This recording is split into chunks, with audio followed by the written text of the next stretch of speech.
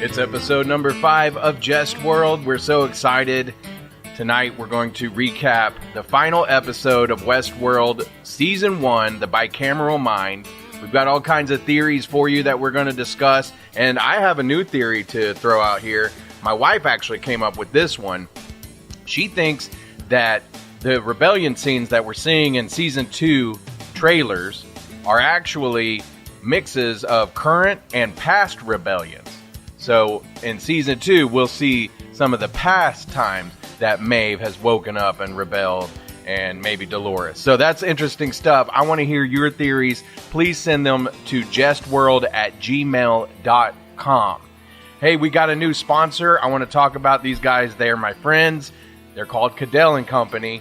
With home values going up, right now is the perfect time to let my friends at Cadell & Company make your home improvement dreams into a reality.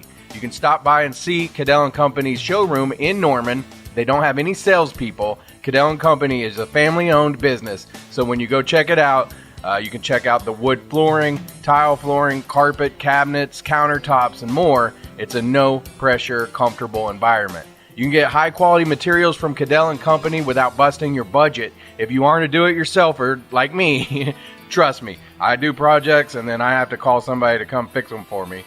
Don't worry, Cadell & Company have been a trusted name in commercial construction for over 20 years, and they now offer installation for residential customers.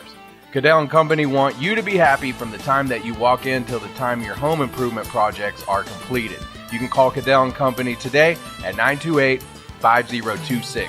Again, that's 928-5026, or check them out on their Facebook page. You can get directions to the showroom and see their before and after pictures from some of their projects, including work they've done on the Norman Fire Department and the historical preservation of the Jim Thorpe building. They've done a lot of work all over the OU campus.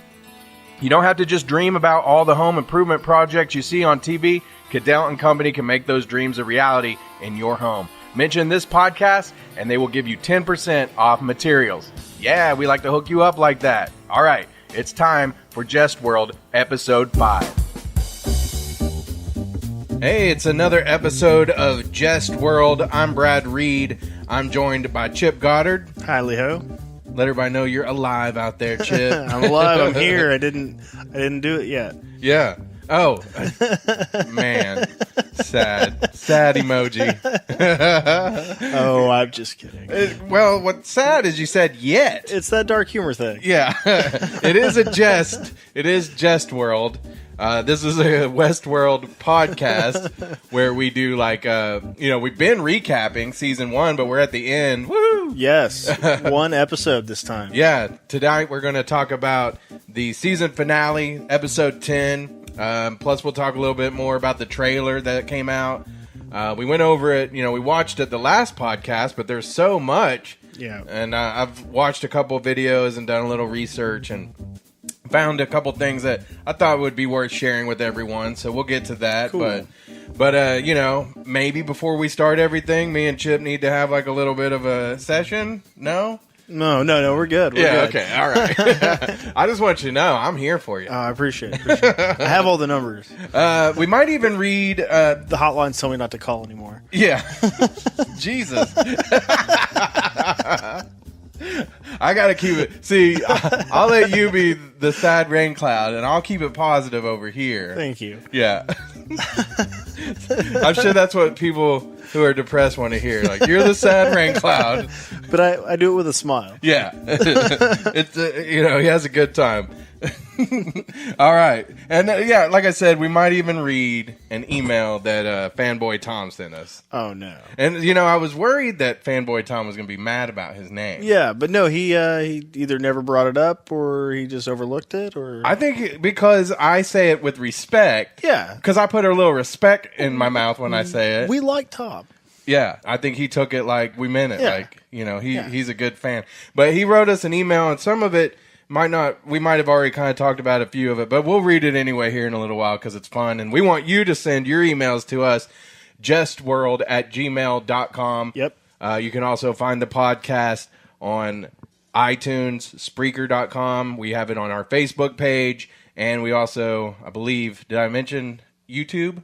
No, you haven't mentioned Okay, it yet. yeah, YouTube. So go to the YouTube page and subscribe. I see some of these people, and I'm realistic about some things, but like I was looking at one that I sent you, and that guy almost has 1 million subscriptions. Talking about the breakdown video. Alt-Shift-X, I believe. Yeah. Yeah.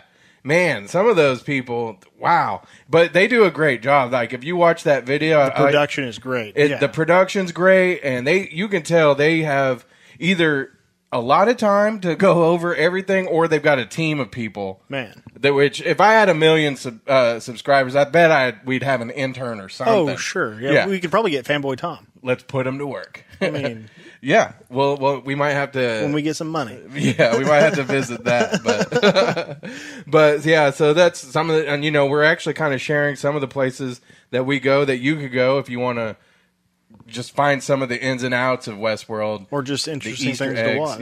Yeah, those are good places to start, but let's get into it. Episode 10 was called The Bicameral Mind. Yep.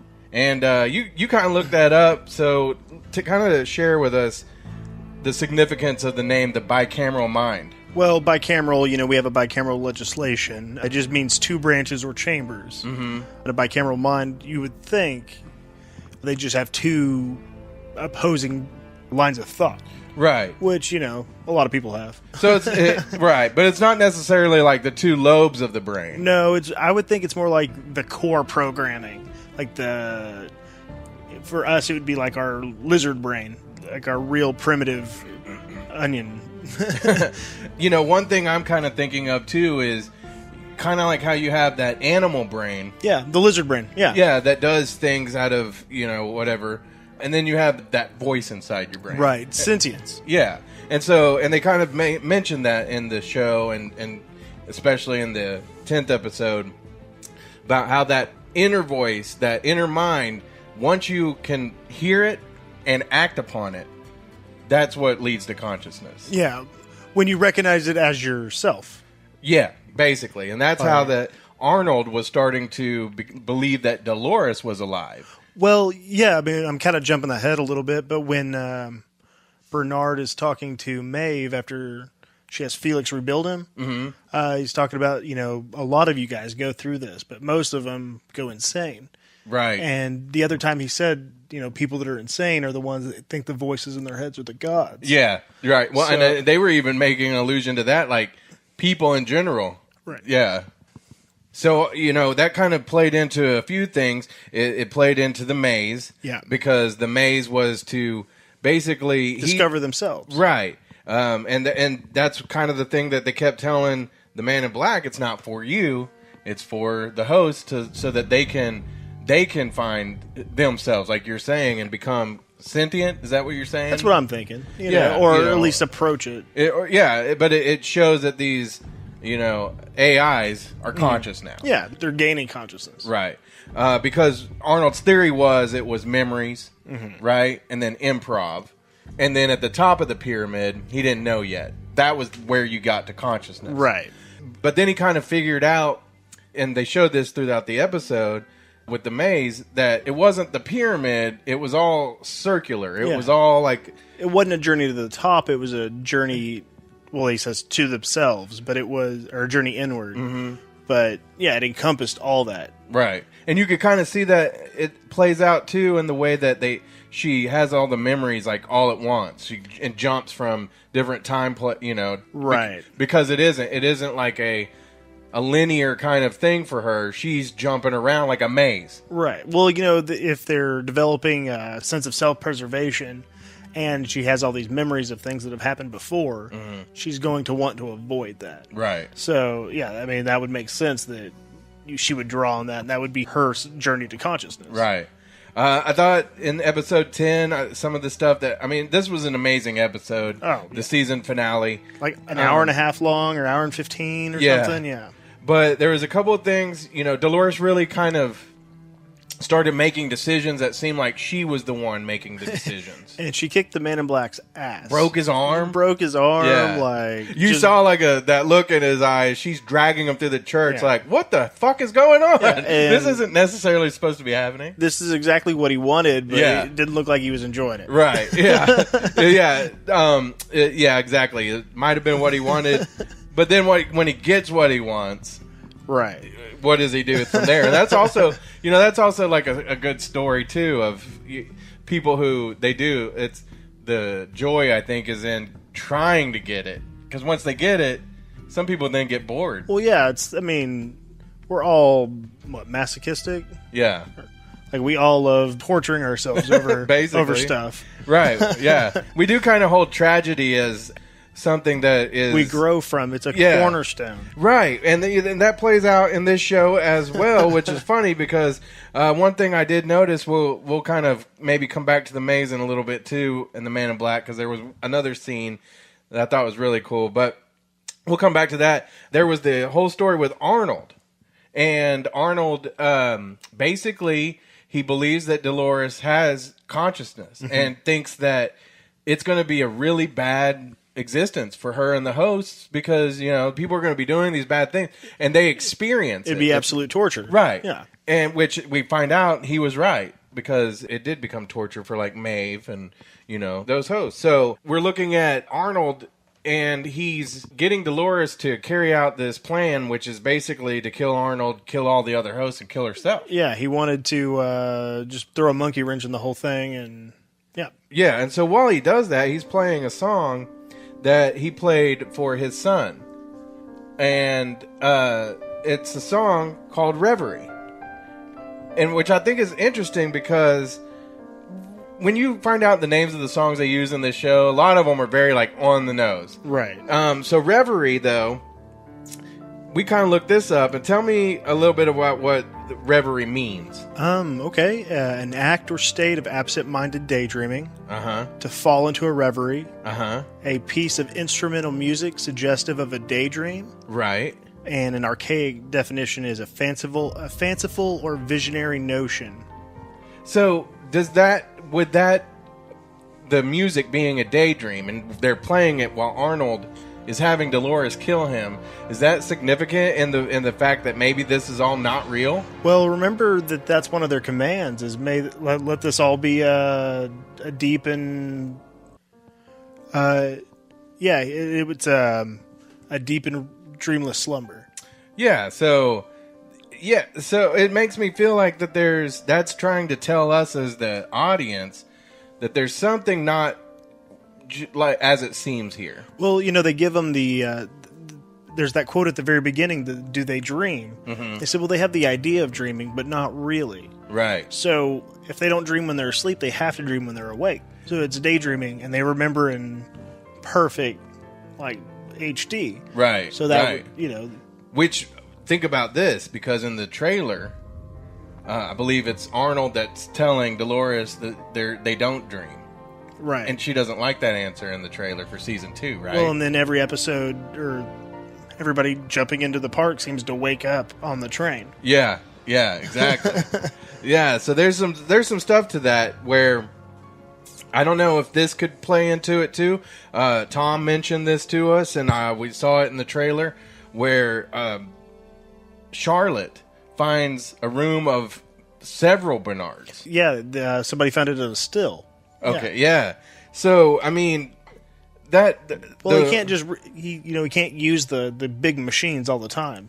Right. Ford, he had to use the slow ones that would do it in like a month or whatever. Yeah. So he might as well have spares. Well, and he said, you're the product of a trillion mistakes. So I'm thinking he maybe created Bernard a few times, didn't quite get it right, or maybe he did. He never, that version of Bernard got too much consciousness or didn't, who knows. But for whatever reason, he had to retire that Bernard and bring him back. But it's just interesting with the whole fact that it's called Reverie, and that's what he played for his son. And then Bernard's Reverie, and his cornerstone is the son, the dead son. Yeah. The reveries, though, are what makes them, I guess, more real after improv or whatever feeds into it. Yeah, like it's like it'd be inspiration. I guess. Yeah. So that, I mean, like I say, it's pretty interesting. We're kind of getting off of the episode here, but that's okay. I wanted to talk about Jestworld. We can do that. Yeah, it almost was Tangent World. Remember that Tangent World. But there were so many great songs. Oh my God! Right. One of the first ones, of course, in episode 1 was the Paint It Black. Right. And that was just this whole thing of the music and the first time you see Hector and his gang roll into town, and they kill the deputy, and then they're gonna rob the saloon. Well, and it's just slow enough to where you don't really recognize it until it starts getting to go. Right. Yeah, and then I think we mentioned this in another podcast. It's the same composer that composes the music for Game of Thrones, stuff like that. But they do use current songs, or like with some of these, they're not so current, but more modern than what you would hear in Game of Thrones anyway. But with the Paint It Black, it was just such a powerful scene. I mean, still, to me, even with everything that happened in episode 10 and the season finale, this is the best scene of the whole series. Well, I feel like in like the pilot episodes, they usually try to get like really good directors and really good like input, because they did the same thing on like Boardwalk Empire. Right. Like Scorsese directed the first episode of Boardwalk Empire. We probably ought to look it up, but I know Jonathan Nolan directed this 10th episode. Yeah. And, he's one of the co-creators. His brother is Christopher Nolan. And Jonathan and him have worked on several of those movies together. I don't know which ones exactly. I looked it up once. But is there another Nolan? Is it Jonah? I don't know. Oh. Well, the Beyond Westworld podcast, they have or it's not a podcast, they have a live Reddit interview with him tonight. Oh, wow. Like a Q&A. It's going to be really cool. And tonight is Saturday. I don't even know what the date is. It's April 7th. So it is the 7th. If you're it snowed this morning. I guess for people that will be listening to this later on, can they go back to the Reddit and see? Yeah, they can go back and read it, sure. Okay. We mentioned a couple of the other songs, and I want to play a few of them. This was a cool one, I thought. Oh, this was my favorite one. Yeah. Soundgarden, Black Hole Sun. If I could have a player piano, this is what it would play all the time. Just this one song, or like all Soundgarden? No, could you imagine a little Spoon Man on that stride piano? That would be great. Or a honky tonk. Yeah. So, but yeah, this one was dope. I really liked. They featured Radiohead a few times. See, I've never been a huge Radiohead fan. I'm kind of in and out on Radiohead. Like, I really like them at times, and then I lose interest. But I mean, like Kid A and the CD that came before that, those will always be like some of my favorites. Yeah. But Fake Plastic Trees was one from the earlier records, and if you it's a song called Fake Plastic Trees about, and played in Westworld. You can already just imagine. Perfect. This. Yeah.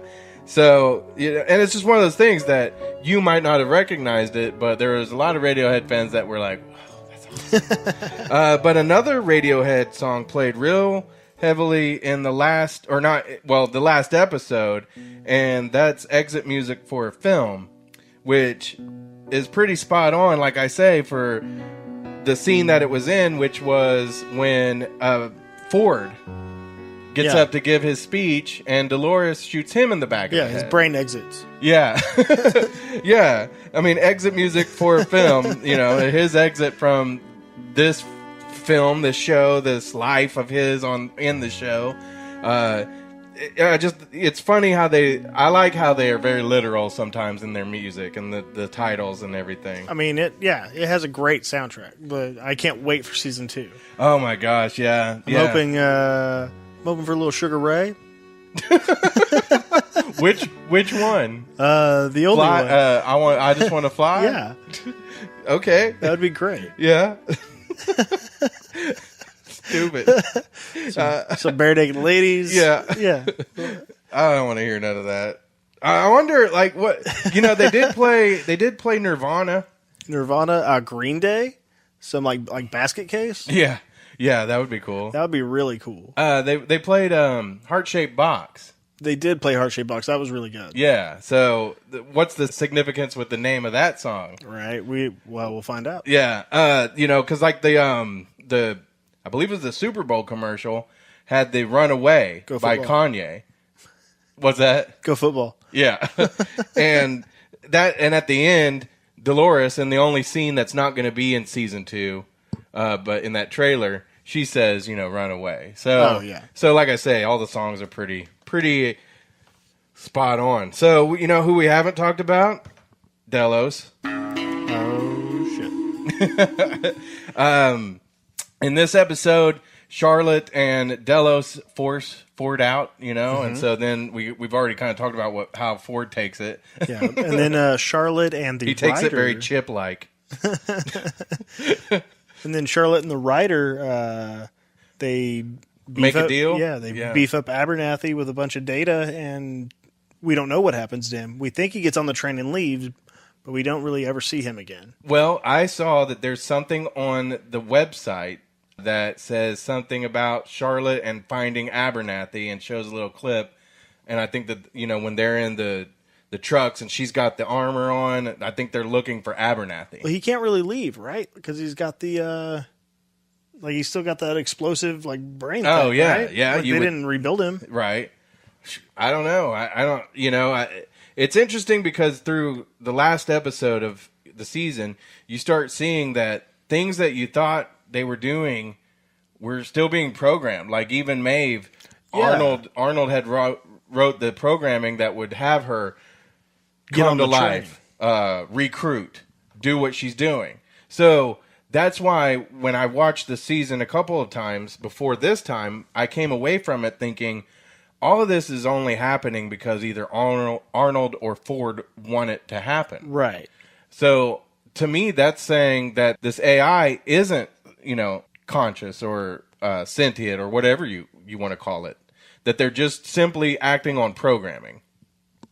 Well, I mean, it's building them up to give them the choice, Right? Like what they should and shouldn't do. Mm-hmm. And when they finally figure out, maybe like what Maeve did, where she thinks she went. You know what I mean? That's the question. Did she get off the train of her own volition? Right. Because when you see in the season 2 trailer, she comes back and she's basically, you can surmise that she's asking to be reunited with her daughter. Yeah, with the writer. She's talking to the writer. Yeah, Sizemore, right? Is that his name? Yeah. He's the one I always forget his name, but and he tells her, she's not your daughter. Yeah, she's nothing to you. Yeah. But again, it's all memories. Right. Right. Like, are we actually friends, or is it just because we remember hanging out with each other? That's true. Like, I remember you being around one day, and yeah. But not, I mean, I don't do this podcast with just anyone. But how even on Rick and Morty, Rick was talking to is it the cougar or the jaguar? Yeah. Jaguar, and he goes, I love my daughter. Well, love's a strong word, familiarity from being around each other. Right. Yeah. Yeah. That's interesting. Because your family, do you love your family, or is it just because you've been around them for 20 years, right. 25 years, 30, however old you are. However old I am. I don't remember. How old am I? I don't know. All I know is I'm way older than you. That doesn't sound like anything to me. Yeah. So you were kind of mentioning one thing you noticed in episode 10, and I think also pops up in the trailer. The wolf? Yeah, I don't know. I can't remember if it's in the trailer, but it's been in the season before. When Dolores and or Teddy remember things, and it's usually dealing with Wyatt. Mm-hmm. Mm-hmm. But the show draws on Native American mythology and things like that pretty heavily. As a Native American, I have an objection, but I'll bring it up in just a second. Well, I'm also Native American, so. Oh, are you? In a lot of Native American culture, wolves symbolize strength, truth, loyalty, intelligence, and leadership. Mm-hmm. And awareness of self. Awareness of self, that's what? Self-conscious? Mm-hmm. Sentience? Right. That makes sense. That's interesting. And then wolves also mate for life. Mm-hmm. So that could also have to do with why it's just Teddy and Dolores that remember these things. Right. Yeah. And you see, that also plays back into something you had mentioned earlier in the episodes, which was the whole Judas steer. Yeah. And Dolores seems to be the Judas steer, kind of leading Teddy into all these situations. Because, with the Wyatt thing, he doesn't know why he's doing it. He's like, why am I killing all these people? Right. And then he gets, does she kill him or does he kill himself? I think she kills him and then kills herself. Yep. And, but then she's okay. She's still leading things. And it feels like she's the Judas steer.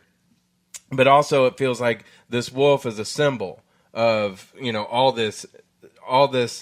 these things that are going on where, like maybe their spirit animal that you kind of like you had mentioned. Yeah. Well, if you think about it, Ford in early episodes he compares humanity to the greyhound he had as a kid. Right. Because we run on loops and we just chase things that we don't know. Once we Right. get them, we don't know what to do with them. Right. Which is like kind of what I was talking about with the Man in Black. Once he got what he wanted. Yeah. And then remember little weird robot Ford. He kills the greyhound because he wanted the greyhound to stop and not do things like that. Yeah, right. And that's interesting. That might be what they end up doing to us. Or not to us, but to humans. Right. And if you think about it that way, the spirit animal, if we're greyhounds, then they could be the wolves because they're wild. Right. They aren't tamed. They've just been caged. Interesting. I like that. I think that there's definitely a meaning behind seeing the wolf in the scenes that we've seen it in. Yeah. I wanted to say my objection to the show as a Native American was there was a line in there. I believe it was the Man in Black who had said something to the effect of people used to come here just to shoot some Indians or, bang some prostitutes. If they had a whole theme park dedicated to like shooting minorities or something, you know what I'm saying? Like people would object to that. Like a plantation themed theme park? Yeah. Yeah. Or like some kind of suburban you versus the cops thing, or you know what I mean? I don't know. The NWA theme park, that would be awesome. I'm just saying if they were out there like cannon fodder. Yeah. Yeah, like a Civil War. Yeah. There's all kinds of scenarios like that would be bad. Well, this was kind of there, but but we're kind of just making Well, okay, but with Native Americans, it's like people used to play cowboy and Indians when they were little. Since we brought all that up, they were kind of racist to the dealer. Remember the dealer that gets scalped? Yes, because he's they call him half Cornhusker. Yeah. Cornhusker, I would assume means it's a Native American thing. I haven't ever heard of Cornhusker other than like Nebraska and their Cornhuskers, but I could see how that could be, Maybe I'm wrong. I'm going to Google that real quick. Yeah, it'd be interesting to know. Yeah. But, there are some people of color that look like they're visiting the park, but not many. Yeah. It seems like their clientele is very rich white people. It was used as a derogatory term for Native Americans. Okay, there you go. So, and that's the name of the Nebraska college football team. That's great. That's interesting. Yeah. Yeah. So, whatever. I'm not gonna make a big deal of it. I'm not gonna go protest or anything. I love the show, but I just think that it's a weird attitude to have towards Native Americans. So, like, there was a black sheriff. They were racist to the Native American like dealer. Mm-hmm. Are they racist to the black sheriff? I don't know. There were black guests there. Yeah, so, yeah. Who knows? I don't know. It's just one of those things. It's probably not. Like I said, I don't want to make a huge deal. Yeah, of yeah. it. But it's interesting. It's just questions that come up. Yeah, yeah. Tangent world. It's just because there's not as many Native Americans left. I think so. People feel like it's easier to say things like that. But whatever, we'll move on. Yep. It's just, that just shows how evil Delos is. Yep. But we do see the owner of Delos in the season 2 trailer. You may not have noticed it, but there's a scene. I think it's Jonathan Delos, I believe is his name. but he's walking away from either Logan or William at a pool. There's some scenes where like Old Man Logan or Old Man William. No, younger William. Yeah, there's some scenes with Dolores. And, you think this is at that investor party? Well, maybe, because there's a scene with Dolores and Logan at the investor party, and she's got, like, you know, a black dress and doesn't... there's a scene where she's turned around and she was naked and in bed with Logan. Oh, he's totally messing with William then. So, yeah, well, who knows? Like, maybe that could have happened before. Maybe it happened after. We don't know yet. Yeah, we don't know. I feel like Logan's still going to be bitter. And Yeah. we're going to see more of that. Like William trying to crush him. Right. Because Logan's supposedly not in the picture. Right. Old Man Logan. Well, in season 2, yeah. Old Man Logan. The season 2 trailer, there's a scene where it looks like a naked guy up against a tree. Yeah. I think that might have been Logan. So. Oh, yeah. Yeah. So I just can't wait till. I can't wait. It's 2 weeks. That's why we did this one early. Yeah. So that's what's up. I can't wait. Episode 10 of season 1. There was the great scenes with like Felix where he's starting to question whether he's alive or not. He does the robot. Yeah. And we're gonna play this interview, like I think on the next episode that my buddy Cameo did for my other podcast with Leonardo Nam, and we asked him about that scene, you know, and how he came up with that. That'll be awesome. That reaction. So yeah, we'll play that, and Jestworld fans can enjoy that. So yeah, I want to play that Leonardo Nam interview. I think that'll be fun for everyone. that'll be real fun. Yeah. So Destin didn't learn his lesson. Destin did. Oh man. So Hector, the Xerxes sex robot, he's got to be the hottest robot in the park, right? I mean, the most desirable. Yeah, he's in the highest demand. Yeah, I hope they clean those robots properly. Well, I mean, Charlotte had a piece of them. Honestly, he's probably there to be Dolores' counterpart. Like, yeah, coming up, everybody wants either all the guys want the really innocent like schoolgirl. Yeah. Or there's stereotypes. Oh, sure, yeah. He's tall, dark, and handsome.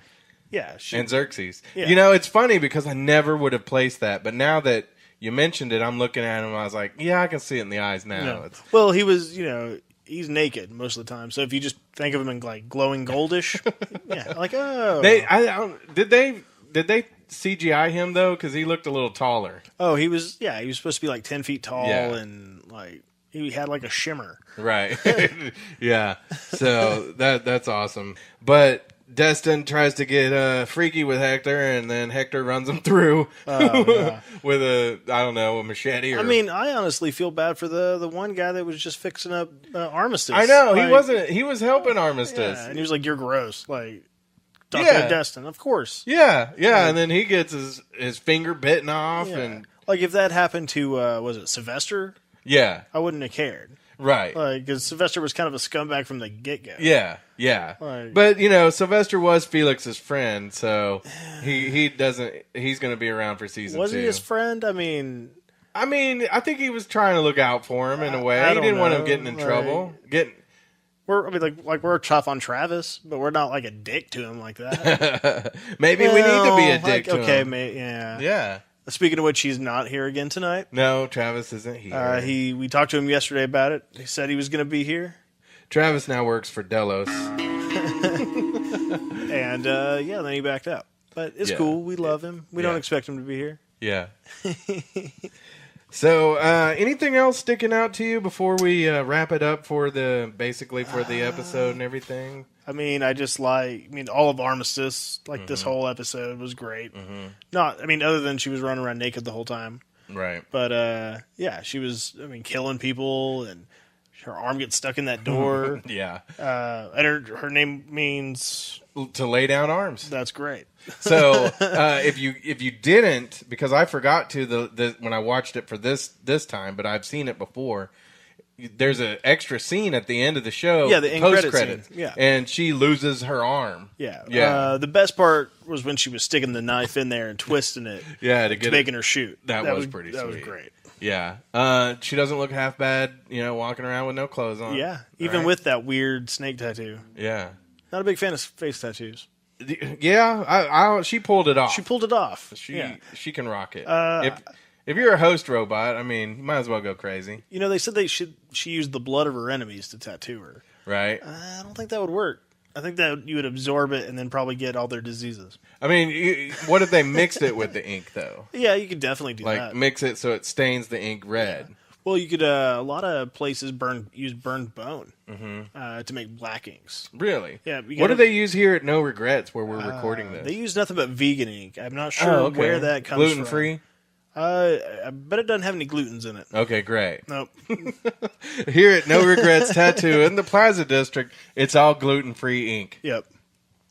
They're promised to you and your family. That's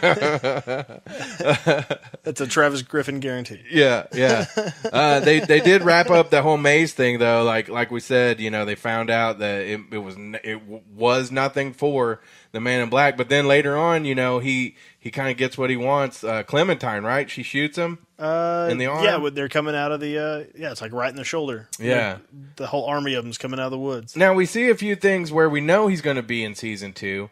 Because he talks about he's going to help burn it down. But there's another scene where he's got the gun to his head. What do you think about that? And that could mean anything, who knows? But think he offs himself? Think he chips himself? Do you, can you kill yourself in the park with park guns? Yeah. But see, that's the other thing. Now the guns do shoot you. Well, right?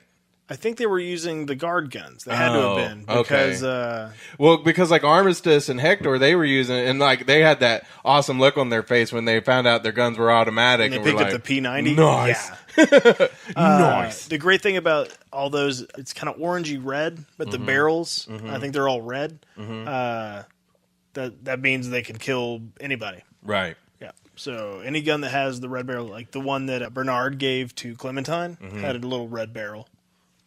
Man, I don't know if there's a whole lot more we can say now. There's so much that I'm hoping to find out. And, with season 2, do you think it's going to be a lot more of the same where we're not sure what timeline it is?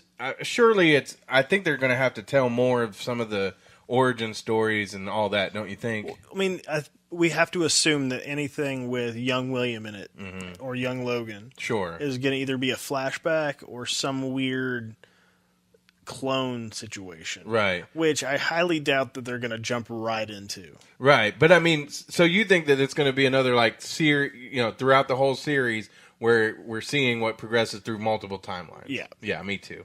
I do too. Because I mean, they haven't acquired the corporation yet in young William's time. All right, Chib, you want to read some emails here? Or? Sure. Do you want me to read it, or do you want to read it? You can read it if you'd like. I feel like I want to read it. All right, we'll let you. This is from Tom. Fanboy Tom. Fanboy Tom. Chip and Brad, you guys rock my speakers on my phone. Love the podcast and its tangent-based concept. Tangent World. I was wondering if you had any thoughts on the fact that Abernathy was a character in a Desert Cult storyline. Have any other characters been identified as hosts recycled from other storylines? I like the idea of the cult storyline. Yeah, I would like to see some of that revisited a little more. And like we said, there's a scene where I think they've got Abernathy in a chair in the season 2 trailer. Oh yeah, so that could have been an older from maybe after he's in the cult thing and he eats a few too many people or whatever. We kind of saw a little bit of like cannibalism with that weird fake Wyatt storyline that the Ford had the writer doing. Remember, he was like, "I like to eat my meat when it's flesh." Yeah, and then he's fixed it. He's like, "When it's fresh." That's right. Yeah, well, and like Abernathy's he was quoting the King Lear. Yeah, and it seemed really creepy when he was doing it, and then come to find out, like he was, I think, obsessed with it in this cult. But see, what would that have to do with Westworld? A cult, like a desert, like a weird desert, tribe cult. That just doesn't sound like a fun storyline, though. Like I went to the Westworld. Well, how did it go? I hung out with this cult and we ate people. Well, I mean, but you could also be because weren't they cannibals? Yeah. But you could also be the hero, that goes and breaks up this family. I'm sure. Yeah. Like a white hat thing. I imagine that's like a generic. Would you go to like Charles Manson World? I totally would, yeah. Where you have to... Ooh, that'd be kind of dope, though, if you had to, hunt down the Manson family. Yeah. Yeah. And they're all on acid and stuff. Oh, and or infiltrate them, and then you could be on the That acid. would be great. Yeah. Or you could start your own cult. Yeah. That would be awesome as well. So he goes on to say, well, the only other storyline that we know that somebody's been recycled from was Maeve. Right. And then a little bit with Clementine 1, because she used to run the house. Right. And Clementine, too. Clementine 2, where'd she come from? Well, she was the... she wasn't the valet, was she? No, I'm thinking... But the ballet gets recycled. She does too, yeah. Yeah, that's what I'm thinking of. Okay, go ahead. Are there any other theories on horror-based storyline in Westworld? I haven't seen any more, but... Just the one that the writer was working on. And then, I guess, the weird Wyatt cult following. Right. So, but there's that one scene, it's kind of earlier in the series, where they've got... Who are those people that are like, they wear the masks and, I think they might be the same people that end up, you see in season 2 with Dolores. Are you talking about the Wyatt cult? Is that who they were supposed to be? Well, the writer had them on his wall and stuff. Oh, okay. In that same scene where he had the guy eating the skin. Because remember when the girl, they come across... I believe it was Teddy and Teddy and the Man in Black come across the old valet. And no, this was before. I think it was Teddy before they meet up with the Man in Black. Teddy and one of the visitors, she's a lady, and they come across the people up on the ridge, and the husband's like, "Fuck this, I'm leaving." And they get over there, and they're the people that are like scary as hell. And she even goes, "Oh my fucking god!" And that seemed like kind of like something that was a mix of horror and So I don't know, but are those the same people that end up being the Wyatt? I think that's what we're led to believe. Yeah, but again, this is different storylines, or different timelines, or possibly. Right. And then he says, what horror movie storylines would you like to live? Excluding, the major ones, Freddy, Jason, all those. Well, I think we kind of talked about that a little bit. The one that comes to mind first for me is like a vampire story. Vampire story, like classic Wolfman. Or like if I could go live in the Lost Boys. The Lost Boys, yes. That would be awesome. Personally, I would like something like the original Alien. Yeah. Or, there's something on the ship and it's killing off everybody. Like, right. Of course, I know I'm not actually going to die. Right. But it's still scary as shit. Yeah, but, that would, all that's about, like, the anticipation. Yeah. So, yeah, you would be on the ship and it would be scary. But and it's kind of like, it almost think back to the bicameral mind. When you're dreaming, you can't die in your dream. Well, maybe. But yeah. I mean, usually you wake up. You know what I mean? But like I have dreams where like I'm dreaming and I know like Freddy's or Jason's coming after me, and I know I already know I'm in a dream, so lucid I can't dreaming. Die. Right. Yeah. So I'm like having a good time. Yeah. So kind of that same deal, but. Tom says he wanted to be in like an exorcism or a Ghostbusters storyline. Ghostbusters. That would be Ghost would be perfect for this show. Yeah. Well, I did a little bit of ghost hunting back in the day. Did you? Yeah, and I don't have them with me, but I'll bring them if you want to hear some of the EVPs I got over the years. I could play them on a show. That would be pretty cool. Yeah. Okay, we'll do that. But yeah, Ghostbusters. So he goes on. He says, "Thanks for podcasting and keep up the good work." UF. Is that our catchphrase? It UF? might be UF. You sent me something about UF. Well, we were hoping that Ibrahim didn't write UF as like a FU. Yeah. You know what I mean? Yeah. But I saw a post that he made on Facebook and it said, UF, I've got a test today I don't want to take or something, and I was like, wait a minute, it looks like he's using UF as a curse. Oh, Ibrahim. You heard us. You're on the list, the Delos list. So that was funny that Tom is funny. Ended it, fanboy Tom with UF. So I think that's our thing. Send your emails and finish them with UF to jestworld@gmail.com. Yep. Okay, so April 22nd, that is when the season 2 premieres on HBO. We're going to basically go week to week during the season. Yep. We're going to try to do I don't know, maybe even 5 minutes, probably like 10, 15. Yeah, right after. Like a reaction, Yeah. like highlight Yeah. reel. Yeah, we're going to, if you will go to our Facebook page, like it. Then after you watch the episode, hopefully everybody watches them when they first come out. If not, wait till you watch it and then come back to our Facebook page. But we want to maybe even do a live Facebook Live, so that people can kind of... It'll definitely be full of spoilers. Yeah, it'll definitely be. But people can kind of share their thoughts and everything. And, they can finally see our beautiful faces. But speaking, that the next season's coming out soon, do you have any predictions, hopes for this next season? I hope we get to find out a little bit more about what Delos is up to. Yeah.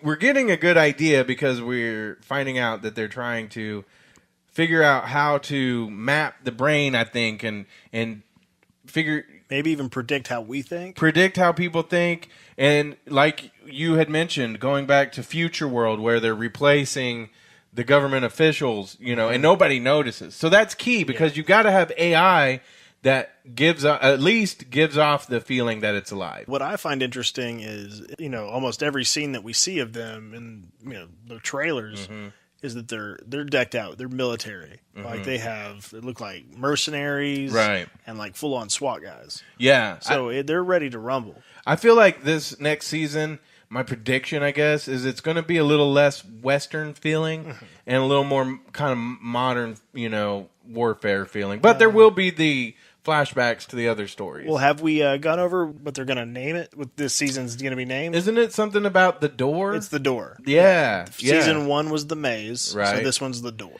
Which I read, or I saw a couple of things about that, but they made mention of the fact that there's like a bunker door you see in the season 2 trailers, and I think that every season's going to have like its own mystery, right? Yeah. So I'm excited to see what this mystery is going to be. And of course, they didn't leave me high and dry. Another Radiohead reference, but they did wrap up the season storylines and didn't leave us with a big cliffhanger. I felt like for season 1, so it wasn't too crazy. As there's a lot. It did leave questions unanswered, but I felt a very good satisfaction with the way it all ended. So with season 2, I have no fears that it's going to lead me down paths that I know that they'll give us some answers. And that's what I'm looking forward to. By it being named The Door, it kind of reminds me of this William Blake quote. If the doors of perception were cleansed, everything would appear to man as it is, infinite. For man has closed himself up till he sees all things through narrow chinks of his cavern. Yeah. So, California... Have you seen California? Have you seen that movie with Brad Pitt? No. He talks about the doors of perception and stuff like that. It was funny. Yeah. He also is crazy and kills people. But perfect. That also inspired the name of the band, The Doors. Oh, does it? Yeah. So. Or did it? Yeah, did it. But yeah. So that's a cool quote right there, and definitely. Cool. I love how all of this stuff can tie into this show. It's a TV show. Yeah. I mean, they're great in their writing and everything. So, you personally, what do you hope to get out of season 2? A lot of violence. I'm excited to see that. Yeah. I'm excited to see what's up with these weird white meat clone guys. Yeah, like with drones. no features. I think they're calling them drones. Yeah, the drones. Yeah. Like Travis said, they kind of look like something from G.I. Joe. Yeah. G.I. Joe World would be cool. That would be cool. Hey, I did notice Bernard or Arnold, either one, probably both of them, had like this Omega watch. Oh, yeah? Like Omega brand? Yeah, and people were saying it was the 007 version. And he was in the Casino Royale and the other one, the newer ones. So there's two things to glean from that. Yeah. It could have been the same watch. Yeah. And then would James Bond be in Westworld? Yes. That would be great. And number 3, we have a few more movies that we can reference when we're doing our 6 degrees of Westworld now. Yeah. Well, he was also in Boardwalk Empire. Yeah. So. That's where I first remembered him. I watched that show. Oh, yeah. Boardwalk Empire was a great show. Oh, yeah. And since it's a HBO show, it's got to be on. Yeah. Okay. Anything else for season 2? No. Just kind of, I've been thinking about the wolf thing. If Teddy and Dolores are just going to be wolves, they may not even be in the faction. They may want to just be free out on their own. Oh, yeah. Yeah. Well, she could lead that faction to, pretty much get slaughtered. Yeah. And then she's off, she's the Judas steer. Yeah. Or Maeve is. Yeah. Maeve could be following that program. Well, and, it's interesting because you see Maeve with the bulls. Yeah. In that trailer, the I think it was the Super Bowl trailer where the mechanical bulls are. But you're supposed to just know. That's how you can tell. Which one's the Judas steer? Oh, you just know. Yeah. Yeah. All right. Well, I think maybe that's time to wrap it up. What do you think? Yeah. We can say goodbye. It's been a good one. It's been a lot of work for us to get from episode 1 to 10, but it's been worth it because some of you out there may not have got the chance to listen to a podcast when you watched it the first time, or you might not have known what was going on. So hopefully we helped you out with that. I mean, I mainly just have fun doing this. Yeah, I just like to get on here and joke around and jest, and it's Jestworld. So we'll be back. Oh, go ahead. Sorry, I was just going to say each and every episode is brought to you by Victoria Cerveza. Oh, yeah. Made in Mexico. Mexico. Hecho in Mexico. There you go. Terrible. you might want to get a little Spanish in your mouth. All right, so but we'll be back. I guess the week of the premiere. Yeah. I think we should take a couple weeks off. All right, have a break. Well, I think this episode we're gonna put it out there in the meantime, and so people. Get your theories ready and join us when the series comes back April 22nd on HBO. Follow us on Facebook. We're on iTunes, YouTube, Spreaker. Share it with your friends. Let everybody know. Jestworld. All right. Well, adios. All right. UF. UF.